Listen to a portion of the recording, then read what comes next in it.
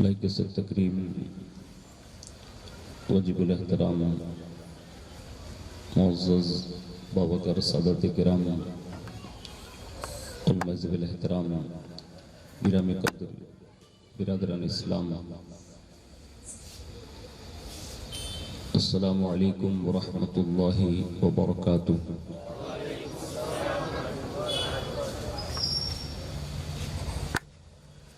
الحمد للہ رب العالمین والعاقبۃ للمتقین والصلاة والسلام علی سید الانبیاء والمرسلین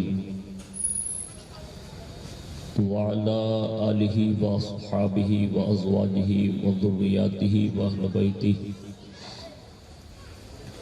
وابنہ الغوث الاعظم الجیلانی ومعین الملت والدین وشیخ الاسلام والمسلمین اعلی الحضرت الامام احمد رضا وعلى عباد اللہ الصالحین اجمعین، اما بعد فاعوذ باللہ من الشیطان الرجیم، بسم اللہ الرحمن الرحیم، انہ من سلیمان وانہ بسم اللہ الرحمن الرحیم، صدق اللہ مولانا العظیم، وبلغنا رسولہ النبی الامین المختار الکریم، ونحن على ذلك لمن الشاہدین والشاکرین والحمد للہ رب العالمین۔ آئیے سب سے پہلے مذہب اہل سنت والجماعت یعنی کہ مسلک اعلیٰ حضرت کے قدیم دستور کے مطابق ہم سب کے آقا و مولا حضور سراپا نور سیدنا محمد الرسول اللہ صلی اللہ تعالی علیہ وآلہ وسلم کی بارگاہ پر نور میں جی لگا کر درود پاک کی نظریں پیش کر لیں۔ اللہم صلی علی سیدنا مولانا محمد معدن الجود والکرم وعلی آلہ وصحابہ وبارک وسلم، صلاۃ و سلام علیک یا رسول اللہ صلی اللہ تعالی علیہ وآلہ وسلم۔ نبی اور آل نبی پر ایک بار اور محبت سے جی لگا کر درود شریف پیش فرما لیں۔ اللہم صلی علی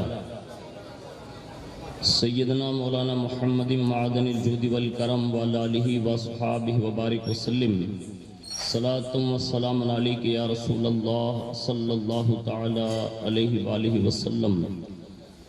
حصول برکت کے لیے پورا مجمع نبی اور آل نبی پر اور باواز بلند درود پاک پڑھیں۔ اللہم صلی علی سیدنا مولانا محمد معدن الجود والکرم وعلی آلہ وصحابہ وبارک وسلم، صلاۃ و سلام علیک یا رسول اللہ صلی اللہ تعالی علیہ وآلہ وسلم۔ دل کی گہرائیوں کے ساتھ ایک بار اور جلگا کر درود پاک کی نظریں پیش فرما لیں۔ اللہم صلی علی سیدنا مولانا محمد معدن الجود والکرم وعلی آلہ وصحابہ وبارک وسلم، صلاۃ و سلام علیک یا رسول اللہ صلی اللہ تعالی علیہ وآلہ وسلم۔ اللہ رب العزت کی توفیق سے اور اس کے پیارے محبوب صلی اللہ تعالی علیہ وآلہ وسلم کے تصدق سے بالخصوص پیران پیر روشن ضمیر سیدنا الشیخ عبد القادر جیلانی المعروف غوث العظم دستگیر رضی اللہ تعالیٰ عنہ کی خصوصی نگاہ عنایت سے ماہ ربیع النور شریف کی پہلی شب میں ہم اور آپ جشن عید میلاد النبی کے اس جلسے میں حاضری کی سعادت حاصل کر رہے ہیں۔ اللہ تبارک و تعالی اپنے پیارے محبوب صلی اللہ تعالی علیہ وآلہ وسلم کے صدق و طفیل ہماری آپ کی سب کی حاضری کو قبول فرمائیں اور اس حاضری کو ہم سب کے لیے مدینۃ الرسول کی حاضری کا سبب بنائیں۔ میں اپنی گفتگو کا آغاز امام عشق و محبت اعلیٰ حضرت فاضل بریلوی علیہ رحمت و رضوان کے اس مائع ناز کلام سے کرنے کی سعادت حاصل کرتا ہوں، جس میں امام عشق و محبت نے حمد باری تعالیٰ بھی پیش فرمائی اور ساتھ ساتھ میں حضور کی نعت گوئی بھی پیش فرمائی، اور یہ وصف اللہ رب العزت نے اپنے محبوب کے تصدق سے امام عشق و محبت اعلیٰ حضرت فاضل بریلوی کو عطا فرمایا تھا۔ وہ خود کہتے ہیں کہ وہی رب ہے جس نے تجھ کو ہمہ تن کرم بنایا، وہی رب ہے جس نے تجھ کو ہمہ تن کرم بنایا، ہمیں بھیک مانگنے کو تیرا آستاں بتایا، تجھے حمد ہے خدایا، تجھے حمد ہے خدایا۔ اور کہتے ہیں کہ وہ کنواری پاک مریم، وہ نفخت فیہ کا دم ہے عجب نشان اعظم، مگر آمنہ کا جایا وہی سب سے افضل آیا، سبحان اللہ، سبحان اللہ۔ وہی سب سے افضل آیا۔ اور آگے بڑھ کر ایک بات اور عرض کرتے ہیں اور کہتے ہیں کہ یہی بولے سدرہ والے، یہی بولے سدرہ والے، چمنے جہاں کے تھالے سبھی میں نے چھانڈ ڈالے، تیرے پائے کا نہ پایا، تجھے یک نے یک بنایا، سبحان اللہ۔ تجھے یک نے یک بنایا، تجھے یک نے یک بنایا۔ اور آخر میں تمام ان نفوس قدسیہ سے کہتے ہوئے ایک بات عرض کرتے ہیں، وہ کہتے ہیں کہ ارے اے خدا کے بندو، کوئی میرے دل کو ڈھونڈو۔ اور اس لفظ دل پر اسی ماہ سفر المظفر کے عرس کے موقع پر ہدایت بخشش پڑھنے کا مجھے شوق ہوا، تو میں نے سوچا کہ لفظ دل پر اعلیٰ حضرت نے کتنے اشعار کہے ہیں اس کو تھوڑا چیک کر لیں۔ تو جب اس کو چیک کرتے کرتے پہلا حصہ ہدایت بخشش کا ختم کیا تو کم از کم پہلے حصے میں اعلیٰ حضرت نے 154 اشعار لفظ دل پر ارشاد فرمائے ہیں، سبحان اللہ، سبحان اللہ۔ اور وہ خود اپنے دل کے بارے میں ان نفوس قدسیہ سے کہتے ہیں کہ ارے خدا کے بندو، کوئی میرے دل کو ڈھونڈو، میرے پاس تھا ابھی تو ابھی کیا ہوا خدایا، نہ کوئی گیا نہ آیا۔ اور جب ان کے دل کا پتہ کوئی پوچھے نہ تو وہ خود کہتے ہیں کہ جان و دل ہوش و خرد سب تو مدینے پہنچے، سبحان اللہ، سبحان اللہ۔ جان و دل ہوش و خرد سب تو مدینے پہنچے، تم نہیں چلتے رضا سارا تو سامان گیا، تم نہیں چلتے رضا سارا تو سامان گیا۔ اور کسی نے ایسی پر نور بہار والی شبوں میں دعا کرتے ہوئے اور حضور کی مداحوں میں اپنا نام لکھاتے ہوئے ایک بات یوں عرض کی تھی کہ میرے خدا میرا اتنا سا کام ہو جائے، میرے خدا میرا اتنا سا کام ہو جائے کہ نبی کے چاہنے والوں میں میرا نام ہو جائے، نبی کے چاہنے والوں میں میرا نام ہو جائے۔ اور کہتے ہیں کہ قسم ہے اس پر جہنم اس پر حرام ہو جائیں، قسم ہے اس پر جہنم اس پر حرام ہو جائیں، میرے نبی کا جو ادنا سا غلام ہو جائیں، سبحان اللہ۔ میرے نبی کا ادنا سا جو غلام ہو جائیں، اور کہیں نہ جاؤں وہیں پر شام ہو جائے، کہیں پر نہ جاؤں وہیں پر شام ہو جائیں، نبی کے شہر میں پہنچوں تو شام ہو جائیں، نبی کے شہر میں پہنچوں تو شام ہو جائیں، اور دنیا میں پھر سے امن و امان قائم ہو جائیں، دنیا میں پھر سے امن و امان قائم ہو جائیں، عمر جیسا اگر پھر سے نظام ہو جائیں، عمر جیسا اگر پھر سے نظام ہو جائیں۔ اور بھی شہزادے صاحب ماشاءاللہ وہ ہمارے اونا سے تعلق رکھتے ہیں، سید صاحب وہ بڑی نعت خوانی اچھی فرماتے ہیں تینوں بھائی، تو ان کی توجہ چاہتے ہوئے یہ بات عرض کروں گا کہ نبی کی نعت پڑھوں عمر بھر میں شاداب، نبی کی نعت پڑھوں عمر بھر میں شاداب، حیات اسی میں ہماری تمام ہو جائیں، حیات اسی میں ہماری تمام ہو جائیں۔ ایک بار پورا مجمع مل کر باواز بلند درود پاک کی نظریں پیش کر لیں۔ اللہم صلی علی سیدنا مولانا محمد معدن الجود والکرم وعلی آلہ وصحابہ وبارک وسلم صلاۃ والسلام علیک یا رسول اللہ صلی اللہ تعالی علیہ وآلہ وسلم۔ ماہ ربیع النور شریف کی اس بابرکت مسلسل روزانہ 12 شب تک جو قادریہ گروپ نے اہتمام فرمایا ہے، انشاءاللہ اللہ نے توفیق دی اور اللہ نے جو چاہا وقتاً فوقتاً آپ کے گوش گزار کچھ ایسی باتیں عرض کرنے کی سعادت حاصل کرتا رہوں گا، لیکن میرا ایک اصول ہے، اللہ کرے ہم سب کو سمجھ میں آ جائیں۔ سب سے پہلی بات یہ یاد رکھیے کہ جب بھی کوئی تقریر ہو، بیان ہو، تو اس میں ہمارا اور آپ کا سب کا ایک مقصد ہونا چاہیے۔ اگر یہ مقاصد ہمارے پورے نہ ہوئے تو ہو سکتا ہے کہ جلسے میں آنے کے باوجود بھی کہیں ہم ایسے ہی نہ رہیں کہ جیسے جلسے میں آئے ہی نہیں۔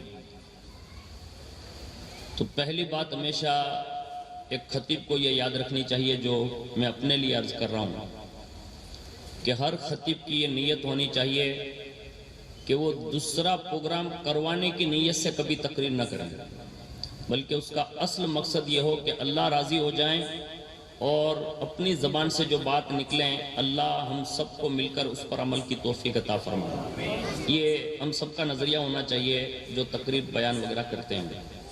دوسرا، ہمیشہ اہتمام کرنے والوں کا یہ ارادہ ہونا چاہیے کہ کوئی ہمارے جلسوں کی واہ واہ کرے یا نہ کرے، جس کے نام پر آپ نے جلسہ سجایا ہے اگر ان کی ایک نظر پڑ گئی نا تو دنیا اور آخرت دونوں میں کافی ہو سکتی ہے۔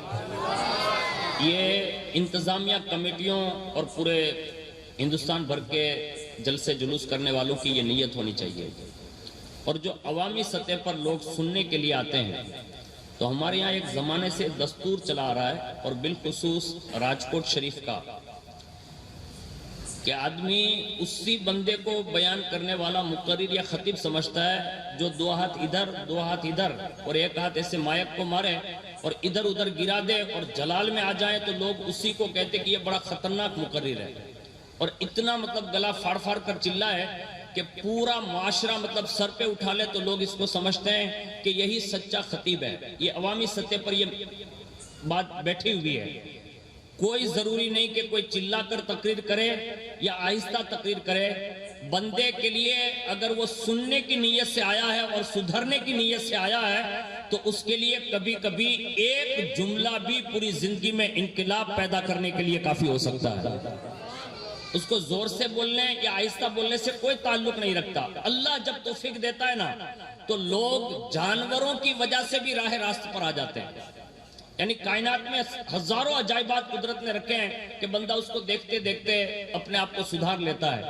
تو ہمیں یہ 3 اصول آپ کو بھی یاد رکھنے ہیں، انتظامیہ کمیٹی کو بھی یاد رکھنے ہیں، اور مجھ فقیر کو بھی یاد رکھنے ہیں۔ یہ پہلی نشست میں نے 3 باتیں اس حوالے سے عرض کر دی تاکہ آپ کو یہ احساس ہو کہ آنے والے اوقات میں آپ کے سامنے میں کیا کیا باتیں عرض کر سکوں۔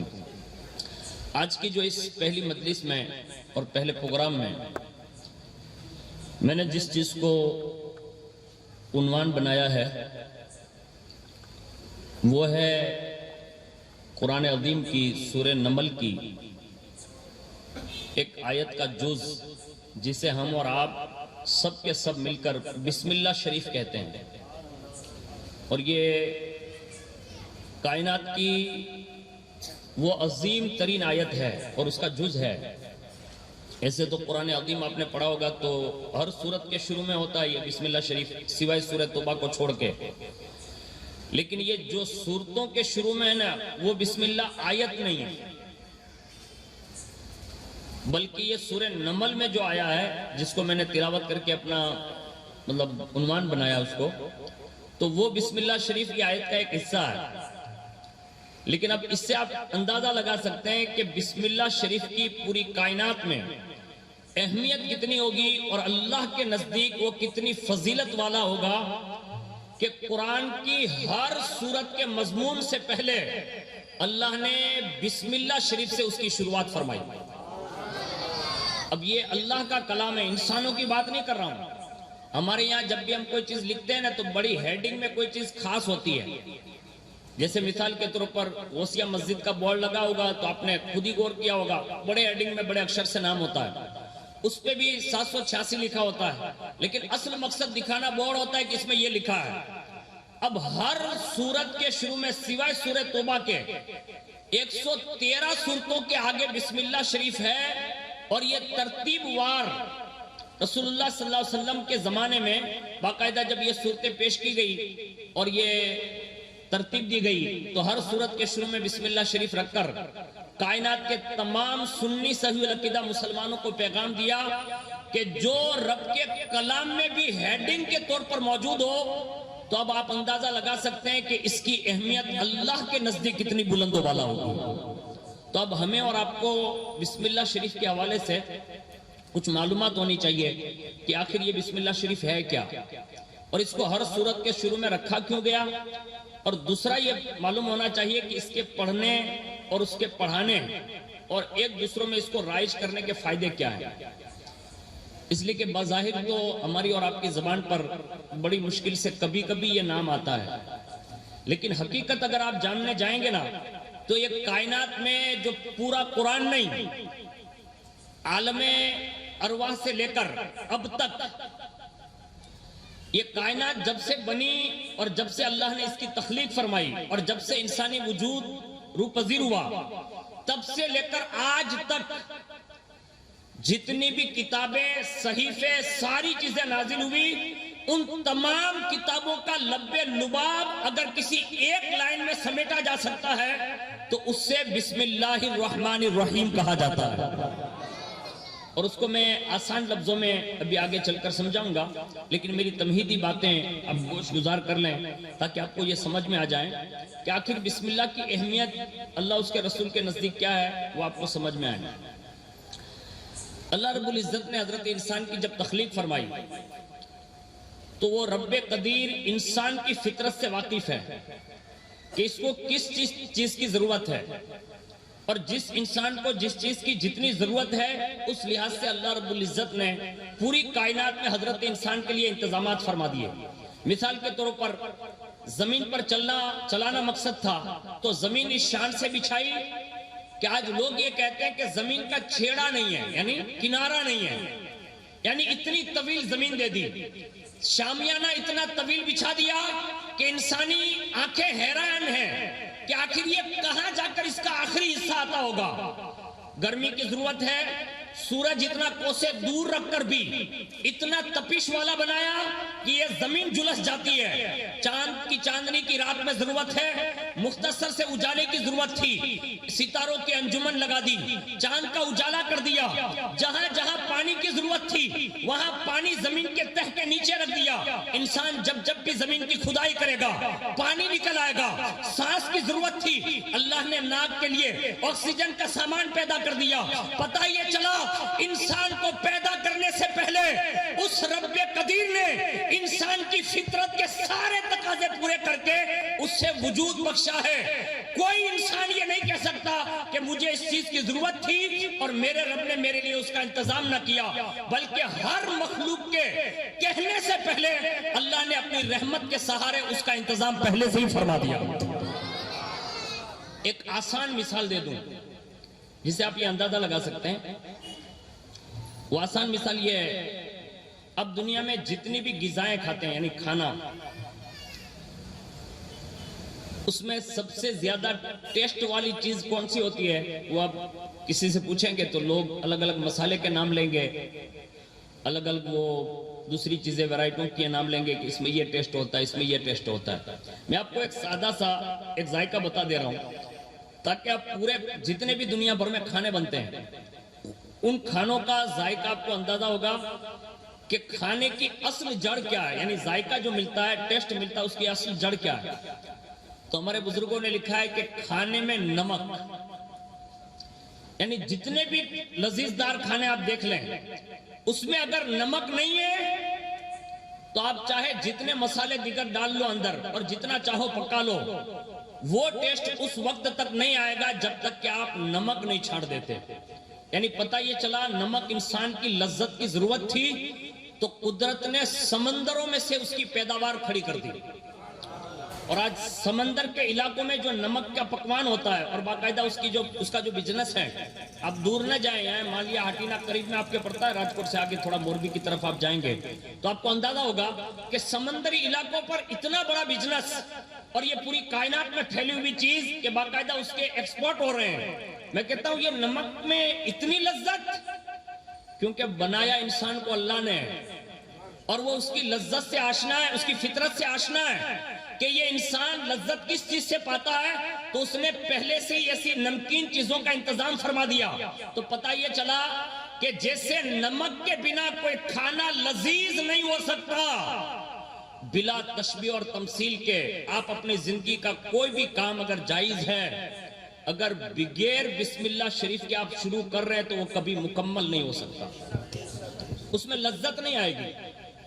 ہاں بظاہر وہ کام اگر پورا بھی ایسے ہو جائے تو یہ ظاہر میں جو اس کے کما حقہ فائدے ملنے والے تھے نا، وہ نقصان تو آپ کو ضرور دکھے گا بعد میں، کیونکہ آپ نے اللہ کے نام سے اس کی شروعات نہیں کی۔ اس لیے ہر مومن مسلمان کو اور ہر مرد و عورت کو یہ چاہیے کہ جب بھی کوئی نیک کام کرے تو اس کی شروعات بسم اللہ الرحمن الرحیم سے کریں۔ اب یہ بسم اللہ شریف کا ماحصل ہے کیا کہ آخر اس نام کی ضرورت کیوں ہے؟ بظاہر ہم دیکھتے ہیں کہ اس میں لفظ اللہ ہے، لفظ رحمان ہے اور لفظ رحیم ہے۔ یہ تین نام اللہ نے اپنے ذکر کیے جو اس کے نام ہیں، ایک ذاتی نام ہے اور دو صفاتی نام ہے۔ ذاتی نام میں لفظ اللہ اور صفاتی نام میں لفظ رحمان اور رحیم، یہ صفاتی نام ہے دو۔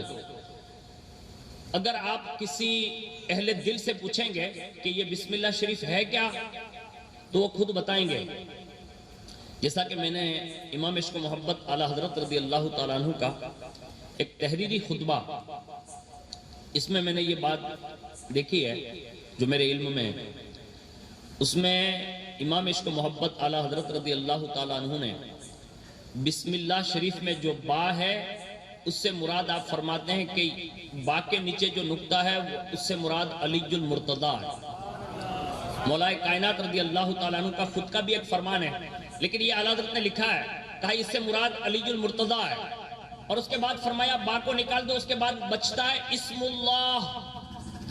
فرمایا یہ لفظ اسم اللہ یہ محمد الرسول اللہ کا نام ہے، یعنی اس میں حضور صلی اللہ علیہ وسلم کی ذات والا صفات شامل ہیں۔ اور پھر فرمایا اگر اسم اللہ میں لفظ اللہ الگ کر دو تو اللہ رب العزت کا نام اور اس کے بعد دو صفاتی نام۔ پتہ یہ چلا ان ذاتوں کے واسطوں سے اللہ کی بارگاہ تک پہنچا جا سکتا ہے، اور جب بھی کوئی بندہ بسم اللہ شریف اس نیت سے پڑھے گا تو اللہ کی رحمت کا بھی سہارا ہوگا، مولا کائنات کی ولایت کا بھی سہارا ملے گا، اور مصطفیٰ جان رحمت کی نبوت کا فیضان بھی شامل حال ہوگا۔ تو یہ کتنی بڑی طاقت ہے بسم اللہ شریف، اس کو آگے سنیے۔ یہ میں نے ایک تمہیدی کلمات آپ کے سامنے پیش کیے۔ خود رسول اللہ ارشاد فرماتے ایک جگہ پر کہ جب بھی کوئی کام بندہ شروع کرے تو اس سے چاہیے کہ وہ بسم اللہ شریف سے شروع کرے، اگر اس نے بسم اللہ شریف سے شروع نہ کیا تو حضور فرماتے ہیں کہ وہ کام ادھورا ہے، مکمل نہیں ہے۔ ایک جگہ پر حضور نے یہ ارشاد فرمایا۔ دوسری جگہ حضور صلی اللہ علیہ وسلم نے ارشاد فرمایا کہ جب بھی کوئی حلال کام کرنے جاؤ، مثال کے طور پر کھانا کھاؤ، پانی پیو، شربت پیو، جوس پیو، کوئی بھی کام جو کھانے پینے سے تعلق رکھتے ہیں یا جائز کام جو حلال ہو، جب وہ کرنے جاؤ تو فرمایا کہ حلال کام میں بسم اللہ شریف پڑھ لیا کرو تاکہ اس میں شیطان شرکت نہ کر سکے۔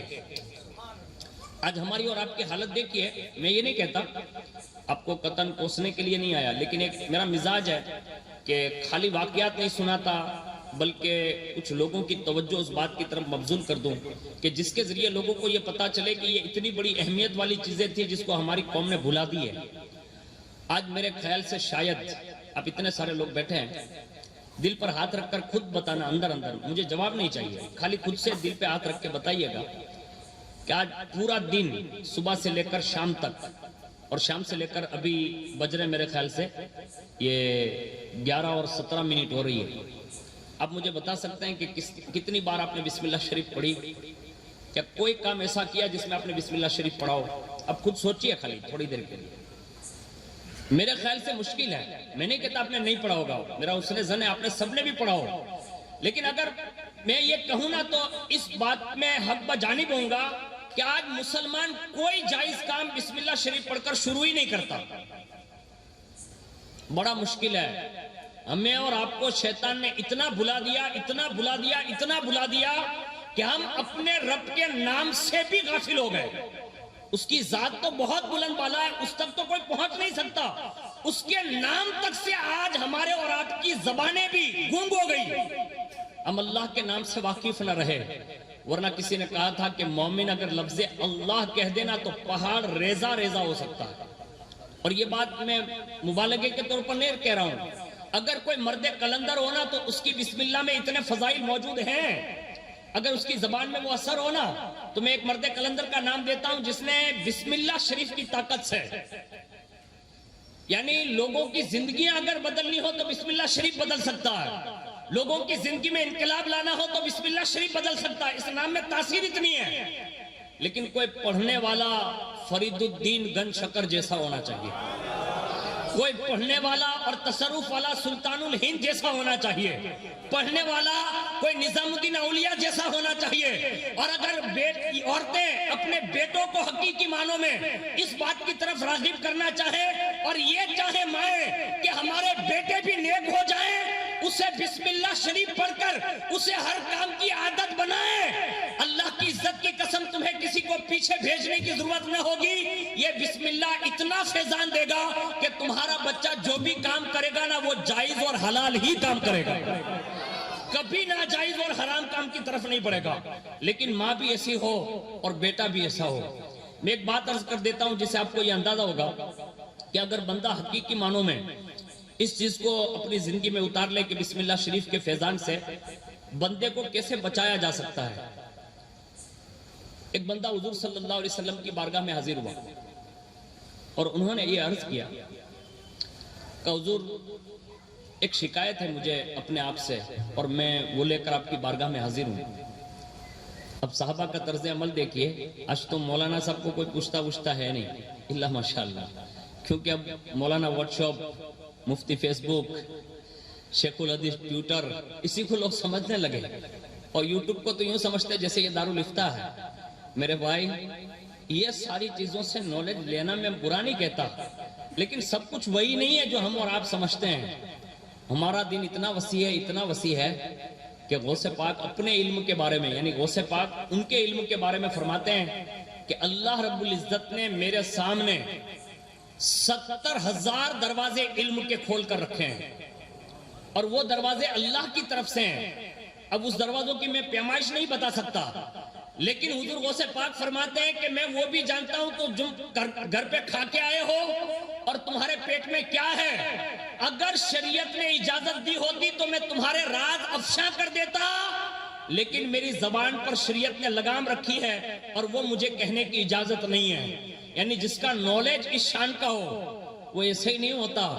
ماں اگر ام الخیر فاطمہ ہونا تو بیٹا شیخ عبد القادر جیلانی ایسا پیدا ہوتا ہے. سبحان اللہ، سبحان اللہ. یہ صحابہ کا طرز عمل تھا کہ اگر حقیقی معنوں میں ہم چاہتے ہیں کہ ہماری کوئی رہنمائی کرے تو ہمیں کسی اہل علم سے ضرور ملنا ہوگا. ورنہ اس دور میں جو گمراہیت کا دور ہے اور بڑی تیزی کے ساتھ لوگوں کے ایمان تک کے لالے پڑ رہے ہیں، اس میں اگر ہم بچنا چاہتے ہیں نا تو کسی ایک ایسے اہل دل، اہل علم جو ظاہر اور باطن سے مشرف ہو اس سے رابطہ رکھیے.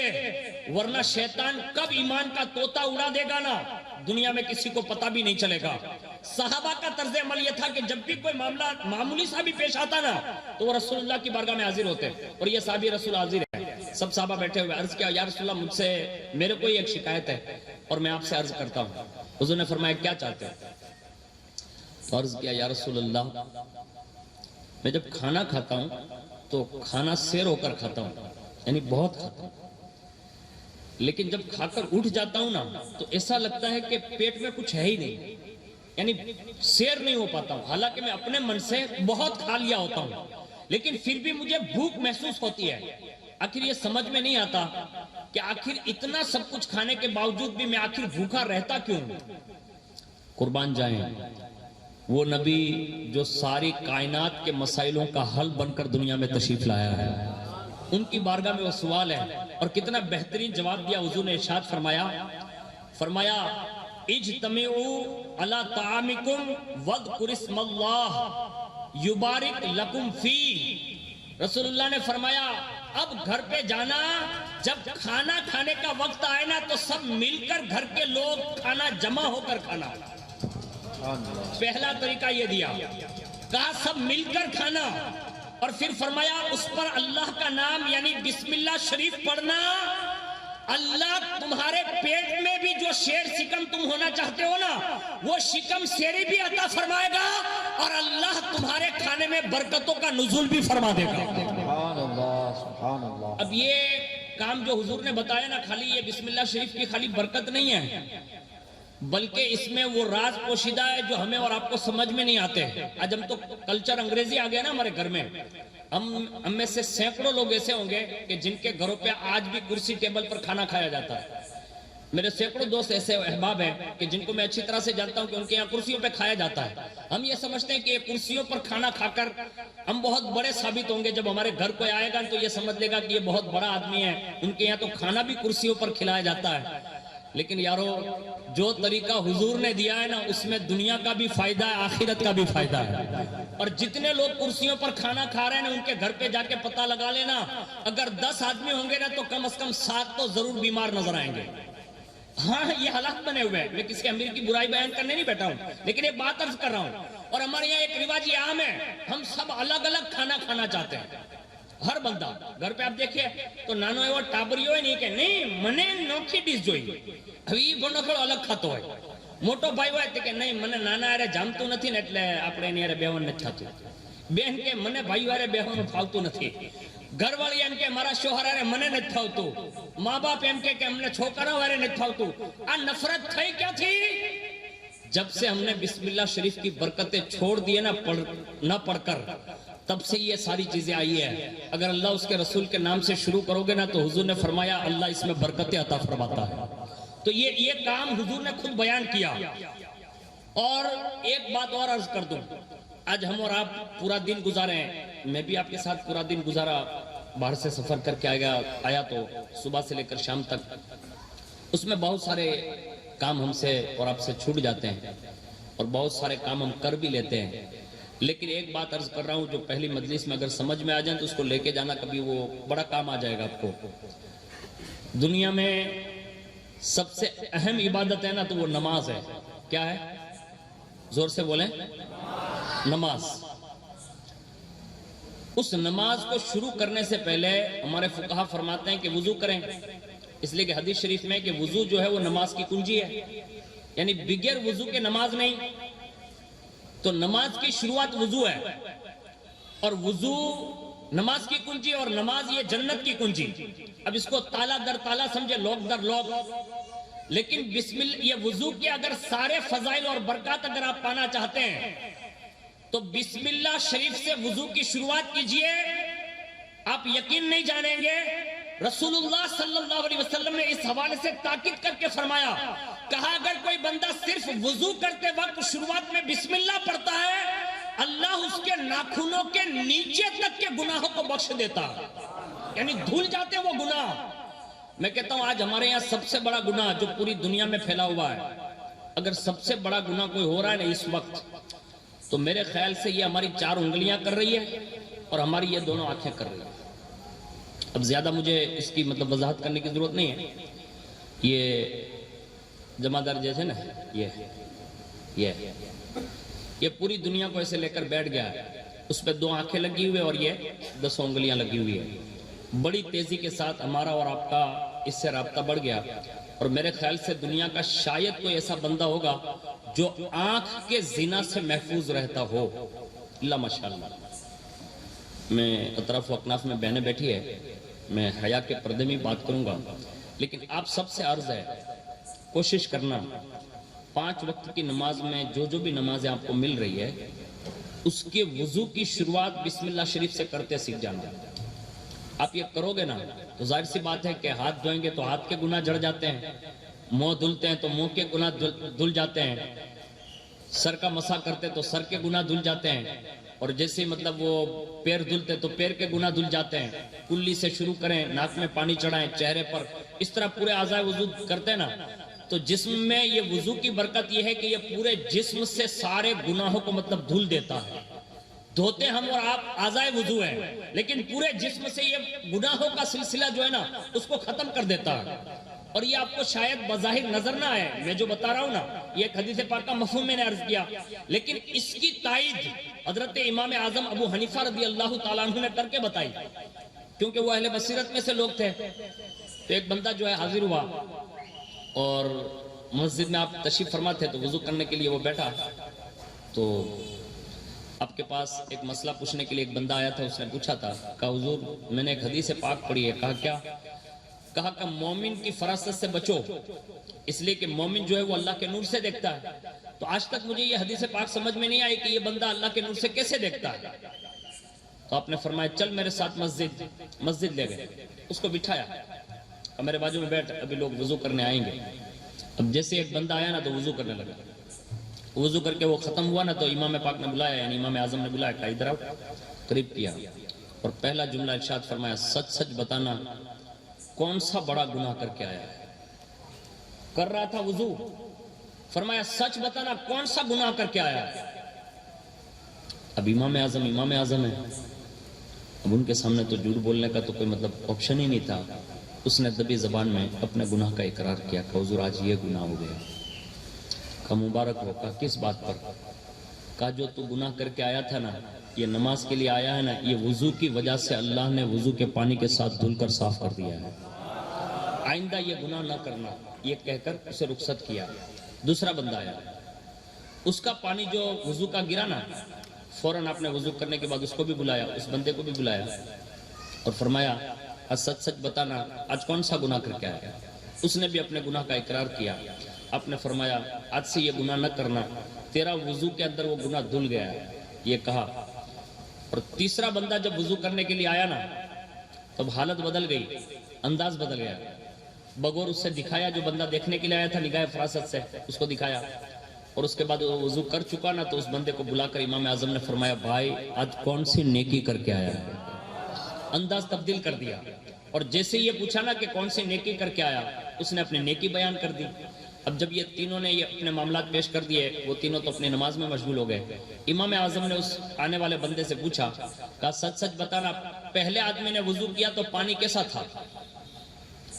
تو کہا ایسا لگتا تھا جیسے کیچڑ گر رہا ہو. حالانکہ مسجد کا پانی جو آتا ہے نا وہ صاف ہوتا ہے, اعضاء وضو پہ لگتا ہے تو صاف ہوتا ہے, لیکن جیسے وہ امام اعظم کے بازو میں بیٹھا تھا نگاہ فراست سے اللہ کے نور سے دکھانا چاہتے تھے, تو قریب میں بٹھا کر اس کی آنکھیں دل کی کھول دی تھی, تو کہا کیچڑ کی طرح پانی گر رہا تھا. کہا یہ بندہ زنا جیسا جرم عظیم کر کے آیا تھا, یعنی کبیرہ گناہ کر کے آیا تھا جس کو یہ وضو کی طاقت نے دھل دیا. تو کہا دوسرا بندہ جو آیا تھا اس کا پانی کیسا تھا؟ کہا وہ مٹیالا تھا, یعنی مٹی جیسا, جس کو اپنی بھاشا میں یوں کہتے ہیں میلا پانی. تو کہا وہ مٹیالا تھا. کہا وہ آج دین بھر میں جھوٹ اور جھوٹ بول بول کر آیا تھا, یعنی یہ جھوٹ کا گناہ جو کبیرہ تھا نا یہ اس کا پانی تھا. کہا تیسرے بندے کا پانی کیسا دیکھا؟ کہا حضور بالکل صفاف دیکھا, ایک دم صاف دیکھا, ستھرا دیکھا. تو کہا میں نے پھر سوال بھی گھما دیا نا. کہا کیا؟ کہا میں نے نہیں پوچھا کہ تو کون سی نیکی کر کے آیا, تو اس نے مجھے نیکی بتائی. کہا حضور کون سی نیکی کر کے آیا؟ قربان جائیں اس زمانے میں لوگ اتنے اچھے بھی رہتے تھے. اس نے کہا تھا کہ حضور جب فجر پڑھ لیتا ہوں تو ظہر کا انتظار کرتا ہوں, جب ظہر پڑھ لیتا ہوں تو عصر کا انتظار کرتا ہوں, جب عصر پڑھ لیتا ہوں تو مغرب کا انتظار کرتا ہوں, اور جب مغرب کا انتظار یہ پڑھ لیتا ہوں تو عشاء کا انتظار کرتا ہوں, پھر عشاء پڑھ لیتا ہوں تو پھر فجر کا انتظار کرتا ہوں. اور حدیث پاک کی روح سے ایک نماز پڑھ کر دوسری نماز کا انتظار کرنا یہ بھی عبادت میں شامل کیا جاتا ہے. تو امام اعظم نے فرمایا یہ بھی نیکی ہے. یہ اہل بصیرت لوگ تھے جنہوں نے یہ دیکھا. اب کل گوسیا مسجد میں فجر کی نماز میں یہ وضو خانے کے اوٹلے پر بیٹھ مت جانا کہ رات میں برکات نے بتایا بدن میں پانی چیک کریے, નહીં, એ અમારી નિગાહોं का काम नहीं है. वो बेचारा उगाड़ा पग गया हुआ है, धूड़ी वाला हुआ है, एक आका खोटो કરીને આવ્યો લાગે, तो ये हमारा और आपका हक नहीं है. लेकिन ये मैंने वुजू की फजीलत में ये बात अर्ज कर दी. लोग इसको तजर्बा जल्दी करते हैं ना भाई, क्या मौलाना ने कीधું એટલે આમ હે એમ नहीं. वो फिर इमाम होना चाहिए, इमाम आजम जैसा. हाँ, वरना हमारी और आपकी कोई औकात नहीं है. इसलिए मैंने आपको ये बात अर्ज कर दी. और दूसरी बात सुनिए, अगर बिस्मिल्लाह शरीफ की अजमत को अगर किसी ने लिख लिया, किसी ने पढ़ लिया, कोई खूबसूरत आवाज में पढ़ता है, तो उसकी भी बड़ी फजीलत है. मैं सिर्फ बिस्मिल्लाह शरीफ का अगर अदब करना भी कोई सीख जाए ना, तो अल्लाह ताला उससे भी इतने बड़े रुतबे देता है कि दुनिया में भी देता है, आखिरत में भी देता है.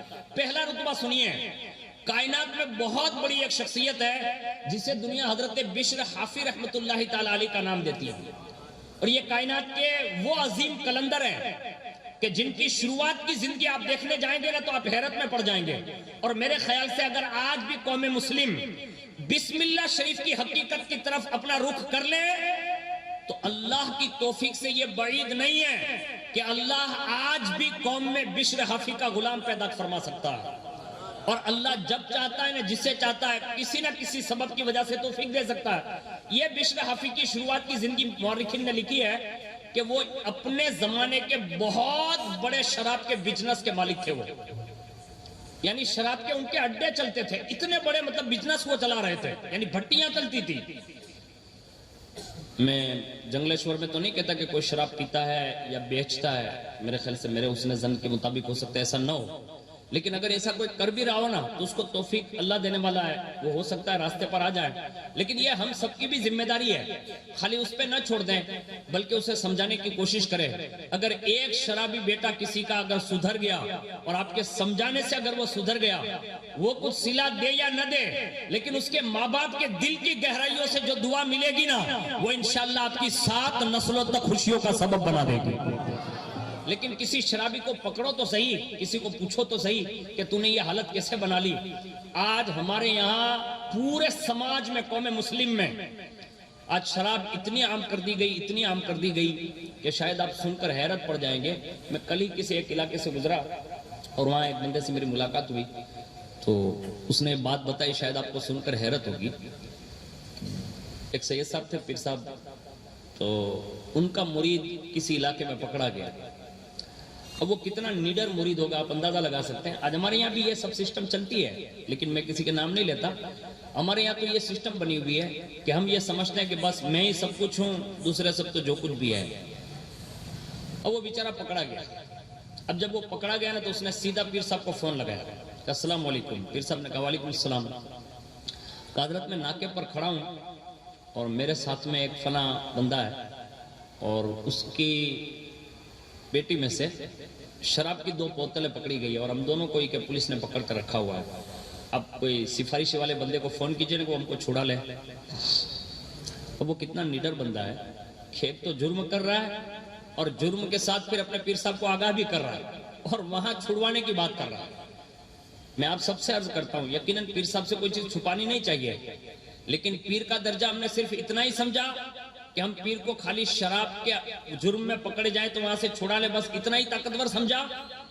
हालांकि हमारा पीर इस शान का मालिक होता है कि वो अगर कब्र से छुड़ाना चाहे ना, तो कब्र से भी छुड़ा सकता है. अगर वो पुलसिरात पार कराना चाहे ना, तो पुलसिरात भी पार करा सकता है. और मीज़ान अमल पर अगर पीराने पीर की सूरत में खड़े हो जाए, तो अपने सैकड़ों कादरी मुरीदों को छुड़ाकर वो जन्नत का हकदार बना सकते हैं. लेकिन हमने और आपने पीरों का इस्तेमाल इसमें कर लिया. अब आप हैरत अंगेज होंगे ना कि भाई ये ऐसे भी लोग हैं कि जो इस वक्त ये हालत बनी हुई है. तो मैं कहता हूं कि अगर कोई शराबी है और आपके इल्म में, आपका फर्ज बनता है कि आप उसे छुड़वाइए, आप उसकी संगत इख्तियार थोड़ी देर करें और उससे समझाएं और बुझाकर किसी इमाम साहब के पास, किसी सैयद साहब के पास ले जाएं. किसी एक के बच्चे को शराब छुड़ा कर देखो, उसकी माँ जो दुआएं देगी ना, तो आप संभाल नहीं पाएंगे. उससे बेहतर अल्लाह दुनिया और आखिरत में इसका सिला देगा. उसके लिए कोशिश कीजिएगा. मैं हजरत बिश्र हाफी की बात कर रहा था, खुद अड्डे चला रहे हैं, बड़ा बिजनेस है. एक बार अपने कारखाने की तरफ जा रहे थे और बीच रास्ते में एक कागज का टुकड़ा मिल गया. और जैसे ही मिला ना, तो कुदरत का कमाल ये है, अल्लाह तौफीक देना चाहता है ना, तो एक छोटे से काम पर भी वो राजी हो जाता है.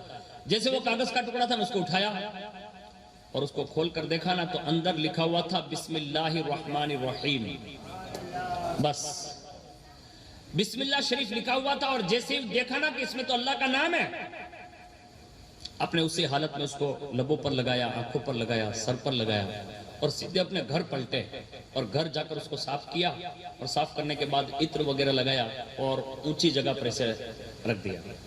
اور جیسے اس اونچی جگہ پر رکھنا تھا، قدرت کا فیصلہ دیکھیے، صرف بسم اللہ شریف لکھے ہوئے کاغذ کے ٹکڑے پر اس کا ادب کیا نا، خالی اونچی جگہ پر رکھا، قدرت نے لوہے محفوظ میں فیصلہ بدل دیا. کہا بشر تم نے میرے نام کا ادب کیا ہے نا، اب تمہارے نام کا بھی ادب کرایا جائے گا. فیصلہ بدل دیا. کہا بشر تم نے میرے نام کو بلندی پر رکھا ہے نا، اب تمہارا نام بھی بلندیوں پر لکھا جائے گا. بشر تم نے میرے نام پر عطر چھڑ کر معطر کیا ہے نا، اب تمہاری وجہ سے تم جس علاقے میں رہو گے اس راستوں کو بھی معطر بنا دوں گا، وہاں نجاستوں کو نہ گرنے دوں گا. قدرت نے یہ فیصلہ کیا. جیسے وہ گھر سے نکلے، کارخانے تک پہنچ تو گئے، ابھی کچھ کرتے اس سے پہلے دروازے پر دستک آئی. آپ نے بھیجا آدمیوں کو، کہا پوچھو کون ہے. اور جیسے ہی کہا نا، کہا کون ہے، تو کہا بشر کا کام ہے اور بشر سے کہو کہ وہ آئے. آدمی گیا، کہا وہ آپ کو بلا رہا ہے. کہا ان سے پوچھو نا کہ کون ہے، کس لیے آئے ہو. 2-3 بار آنا جانا ہوا نا، تیسری بار وہ آنے والے نے کہا بشر سے کہو آنے والا اللہ کا پیغام لے کر آیا ہے. بس یہ اللہ کا انتظام ہے. یہ دیکھیے نظام ہے اس کا. اسی وقت فرمایا بشر سے کہو کہ اللہ کا پیغام لے کر آیا ہوں. اور جیسے حضرت بشر حافظ فرماتے کہ میں نے لفظ اللہ سنا نا، تو میرے رونگٹے میں ایک آگ لگ گئی اور میں برجستہ کھڑا ہوا اور دوڑا ہوا ننگے پیر، یعنی بغیر جوتے پہنے ہوئے، اسے سیدھا دروازے تک پہنچ گیا. اور وہاں دیکھا تو ایک شخص کھڑا تھا اور اس نے کہا بشر اللہ کا پیغام یہ ہے کہ تم نے اس کے نام کا ادب کیا ہے، آج سے وہ رب کریم تمہیں اپنے قرب خاص سے مالا مال فرما رہا ہے.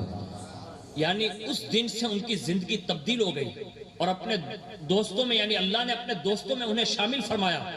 روایت میں لکھا ہے کہ بشر حافظ رحمت اللہ تعالی علیہ نے اسی دن سے شراب اور شراب پلانے اور پینے اور جتنے بھی لوگ تھے ان سب کو چھٹی دے دی، اپنے کارخانے کو اور چیزوں میں تبدیل کر لیا. اور پورے اس علاقے کے اندر جہاں جہاں بھی بشر گزرتے تھے نا، لوگوں نے دیکھا کہ کبھی ان کے پیروں میں چپل نہیں تھے. لوگوں نے پوچھا بشر آخر ننگے پیر چلتے کیوں ہو؟ تو فرمایا جس دن توبہ کی توفیق کا پیغام آیا تھا نا، اس دن ننگے پیر چلا تھا، اس دن سے چپل پہننا چھوڑ دیا تھا. تو کہا یہ راستے کی نجاست تمہیں نقصان نہ دے گی. کہا میرے رب نے میرے لیے انتظام کر دیا ہے کہ جس راستے سے گزرتا ہوں نا، وہاں جانور گوبر اور لید نہیں کرتے. اللہ نے ان کے بھی دلوں میں بات ڈال دی ہے، اس راستے پہ گوبر اور لید نہ کرنا، یہاں سے میرا بشر گزرنے والا. یعنی ایک بسم اللہ شریف لکھی ہوئی اس کا ادب کر لے تو اللہ اس شان سے ان کا استقبال کرواتا ہے دنیا میں. اور وہی بشر حافظ ہے جس کو اللہ رب العزت نے غالباً حضرت امام جعفر صادق رضی اللہ تعالیٰ عنہ کا دور عطا فرمایا، یا حضرت امام اعظم رضی اللہ تعالیٰ عنہ کے دور میں، یعنی ان کے امام اعظم کے شاگردوں میں ان کا نام آتا ہے. اب آپ اندازہ لگا سکتے ہیں اور غور کر سکتے ہیں کہ جب ایسے لوگوں کو جو شراب خود بھی مطلب کارخانے چلاتے ہو، اللہ ایک بسم اللہ شریف کی برکت کی وجہ سے اللہ انہیں یہ انعام عطا فرماتا ہے. اگر آج ہم بھی چاہتے ہیں کہ بسم اللہ شریف کے ذریعے ہماری قوم میں عروج ہو، تو ہم کو اور آپ کو سب کو بسم اللہ شریف کی مختصر سی عادت ڈالنی ہوگی.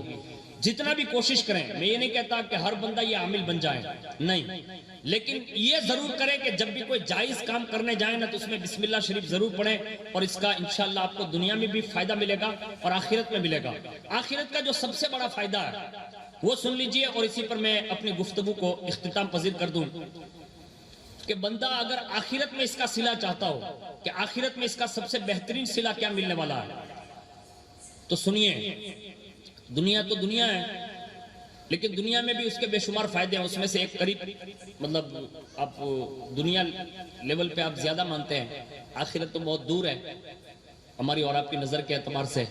تو ایک بات اور عرض کر دوں تاکہ آپ کی دلچسپی اور بڑھ جائے کہ بسم اللہ شریف کا خالی یہ واسطہ کوئی دیتا ہے نا کہ بسم اللہ شریف کے واسطے یوں، تو بس خالی اتنا کہہ دینا تو رب کی رحمت کا نزول اس پر کیسے کیا جاتا ہے اس کا اندازہ لگائیے۔ اور یہ میں جو روایت پڑھ رہا ہوں، یہ میرے پاس جو اس وقت کتاب ہے اس کا نام ہے مواعظ رضویہ، اور اس میں جو کتاب کا حوالہ دیا ہے وہ نزہۃ المجالس، جو بڑی مطلب ایک تقریر کی کتاب ہے، اور اس میں سے سینکڑوں لوگ بیانات وغیرہ کرتے ہیں، اور فضائل و کمالات پر پوری بڑی پیری ہوئی ہے، 2 جلدیں اس کی۔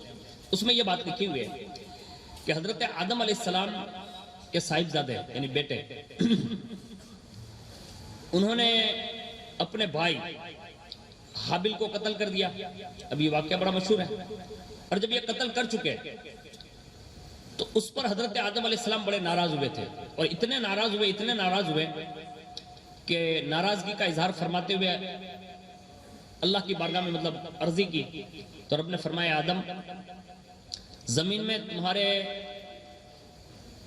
قبضے میں نے ہر چیز کر دی ہے، اب جو تمہارے بیٹے کو قتل کر کے وہ بھاگ چکا ہے، اب تم ایک کام کرو، زمین تمہارے حوالے ہے، تم خالی زمین کو حکم دو، وہ جہاں کہیں بھی ہوگا نا زمین تمہارے سامنے لا کر کھڑا کر دے گی۔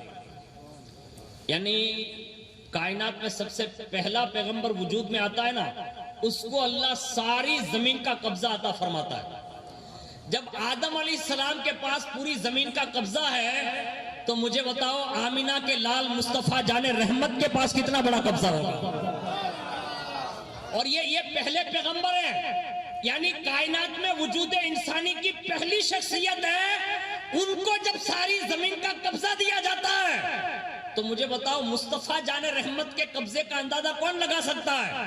اور یہ آدم علیہ السلام کا خاصہ ہے، ہم ان کا احترام کرتے ہیں، لیکن یا رسول اللہ تمہارے قبضے پر ہماری جانیں قربان۔ حضور کی شان یہ ہے، خود اعلیٰ حضرت رحمت اللہ تعالیٰ علیہ فرماتے ہیں کہ میرے زمانے کے مجذوب تھے نا تو میرے یہاں بار بار آتے تھے، یعنی ایک مست تھے وہ بار بار آتے تھے اور بات چیت ہوتی تھی۔ تو ایک بار وہ تشریف لے آئے اور جیسی ڈسکس ہونے لگی تو آپ کی والدہ نے فرمایا احمد رضا مستانوں سے زیادہ بحث نہیں کرتے، یعنی یہ جملہ کہا، اور جب یہ کہا نا کہ مست لوگوں سے زیادہ مجذوب لوگوں سے زیادہ باتیں نہیں کرتے، وہ کچھ کا کچھ بول دیں گے تو وہ ہو کر رہتا ہے، تو آپ زیادہ بحث نہ کریں۔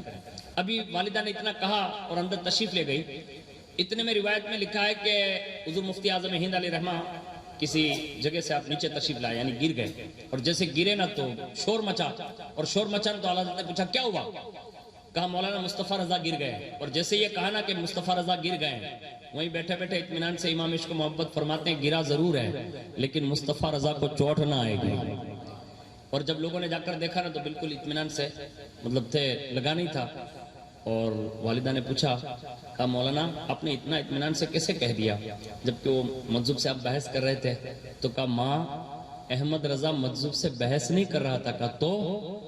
کہا ایسے سینکڑوں مجذوب آپ کے بیٹے کی درسگاہ میں آ کر عشق رسول کا درس لے کر جاتے ہیں، یعنی ان کو بھی حکم ہے کہ وہ میری درسگاہ میں آئے اور مجھ سے کچھ سیکھیں۔ تو کہا بیٹا یہ مجذوب کیا سیکھنے آئے تھے؟ تو فرمایا رسول اللہ کی حکومت کے حوالے سے ان کا یہ سوال تھا۔ کہا حضور کی حکومت کہاں تک ہے؟ تو میں اسے یہ اپنے عشق رسول کے احاطے میں بتا رہا تھا کہ کائنات میں اللہ نے جتنے عالم پیدا فرمائے ہیں ہر عالم پر اللہ نے مصطفیٰ کی حکومت کو قائم فرمایا۔ اور وہ مجذوب مجھ سے یہ کہہ رہے تھے کہ زمین پر تو میں حضور کی حکومت دیکھ رہا ہوں لیکن مجھے آسمانوں میں نظر نہیں آتی۔